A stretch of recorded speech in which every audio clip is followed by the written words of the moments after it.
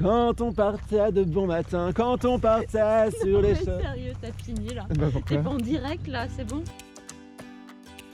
Jour 3, il pleut, il y a du vent.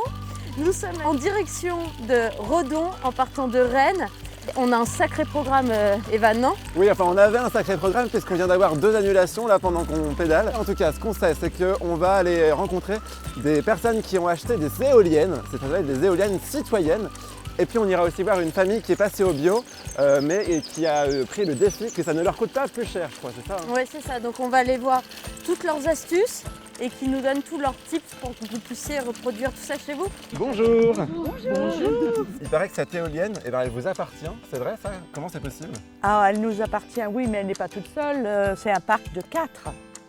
Vous avez 4 éoliennes qui vous appartiennent. Oui, voilà. Ça rime en Et plus. quand on dit nous, c'est 700 personnes à peu près. Et ce sont des citoyens comme nous, des bénévoles, parce qu'on fait ça gratuitement sur notre temps perso. Enfin, vous voyez que les cheveux un peu gris, donc on a un petit peu de temps, mais on ne l'a pas fait tout seul. On s'est fait aider quand même par un bureau d'études qui sont des techniciens, des ingénieurs, et qui, eux, ils connaissent quelque chose. Nos éoliennes ont créé de l'emploi. Il y a actuellement 16 personnes qui travaillent pour les parcs existants. L'ensemble du parc a coûté 11 millions d'euros. Oui, 11,5 millions. Bon, enfin, 11 millions. soyons précis. On n'est plus à 1 million près. Mais il nous fallait trouver quand même une part de capitaux propres. Chacun a pu mettre 200 €, 1 000 €, 2 000 € peut-être au maximum. Faut pas compter plus. Alors ça va rapporter cette année 4%. Bon là on vient de se rendre compte que ça faisait 10 minutes qu'on pédalait sur un petit chemin tout caillouteux alors qu'il y a une piste juste à côté bien bitumée. C'est clair. Donc on change notre fusil d'épaule. Et on est trop bien ici pour pique-niquer. C'est parfait. En plus, hier, on avait gardé de la salade, donc ça fait un 2 en 1 avec ce midi. C'est rapide, c'est efficace, c'est équilibré. Et puis c'est zéro déchet, pas de Et gâchis c'est comme zéro ça. déchet. En Voilà. plus on retrouve tes tomates et tes carottes d'hier soir. Effectivement, t'as Super, raison. bon appétit. Bon du coup on a réussi à trouver notre sujet improvisé. Donc nous sommes bien arrivés à l'Amande Verte, qui sont des producteurs de tisanes et d'infusions bio. Alors l'Amande Verte, c'est un projet agriculturel, donc avec un café-librairie sur la ferme et une production de plantes aromatiques. Alors là on a de l'escolzia, là il y a de la menthe, il y a des rosiers, il y a du romarin, il y a de la verveine, là-bas il y a de l'hysope. On a une quarantaine de variétés de plantes aromatiques. Et vous arrivez à adapter pas mal de choses au climat breton. Alors on a un climat qui se prête plutôt bien à la culture de plantes aromatiques. Après forcément on a sélectionné. Par exemple nous la lavande ça fonctionne pas très bien ici. En plus en infusion c'est difficile à manier. Donc on expérimente des choses. Tous les ans on essaye 2-3 nouvelles variétés. Et on voit si ça s'adapte bien au sol, au climat. Adrien, peux-tu me faire la différence ou m'éclaircir sur la tisane et l'infusion? D'accord, alors c'est vrai que nous on utilise souvent le terme infusion parce que tisane ça fait un peu connoté. Mais l'infusion c'est la technique. C'est mettre des plantes dans un liquide chaud pour en extraire les arômes. La tisane c'est un assemblage de plantes qui sont destinées à des usages tels que l'infusion. Notre axe de travail, c'est de se dire qu'il y a plein de plantes, elles sont au top de leur capacité, de leur goût, etc. pendant 10-15 jours dans l'année. Et c'est dommage d'utiliser du basilic qui a poussé sous serre chauffée, hyper irrigué, etc.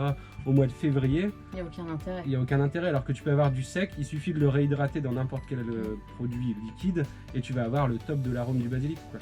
On peut retrouver tous vos produits donc ici même au café, Oui, tout à fait. donc en vente directe au public, Oui. mais également sur les chefs de certains étoilés, non? Alors Le on Palace travaille avec parisien aussi. des restaurants étoilés, on travaille avec le Plaza Athénée à Paris notamment, et on travaille avec pas mal d'épiceries fines un petit peu partout en France. Bon Maud, où est-ce que tu nous emmènes maintenant? Evan, je t'emmène chez Nathalie qui a embarqué toute sa famille dans un défi à alimentation positive. Et ben on va voir ce que c'est. Allez. On s'incruste, on a l'habitude maintenant. Le défi, c'était de continuer à consommer comme d'habitude, en intégrant plus de produits bio.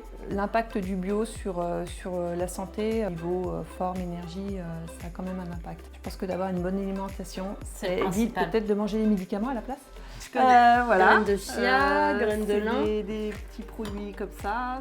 Des graines de lin, des graines de chia, ça on voit pas le paquet, mais c'est du bio aussi. La première étape, t'es passé aussi au vrac. Ouais. Justement, là-dessus, tu as privilégié quoi? Un circuit court, un circuit local? Principalement en supermarché. Étant toute seule, c'est pas toujours évident d'avoir du temps en travaillant. Là, je sais qu'il y a un AMAP qui va se mettre en place avec des producteurs locaux. Je vais essayer de voir justement pour intégrer ce circuit-là. C'est une plante carnivore en fait. Non, Ah bon? non, Si je mets mon doigt, elle va me manger le doigt, non? non, touche là. Bah ça marche pas. Hein. Parce qu'elle est stressée. Ah, je l'ai stressé. J'ai stressé la plante. C'est la meilleure, celle-là.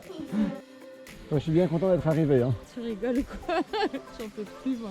Camping à la ferme pour ce soir, le programme. C'est ça, et on va se poser pour prendre un apéro. Qu'est-ce que tu en penses, Evan? Je pense qu'on l'a bien mérité là. Je pense que là c'est très bien mérité. Maud est en mode Stéphane Plaza, elle va nous faire une visite de l'appartement. Après C'est toi. vite fait, remarque, c'est une pièce. Alors demain, nous allons d'abord à Lorient, ensuite à Groix. On a plein de choses à voir demain et on prend le bateau avec nos vélos. Ça va être fun. Ouais, on peut traquer. Ouais, on trinque et on couvre Allez. la caméra. Allez, à demain. Chine.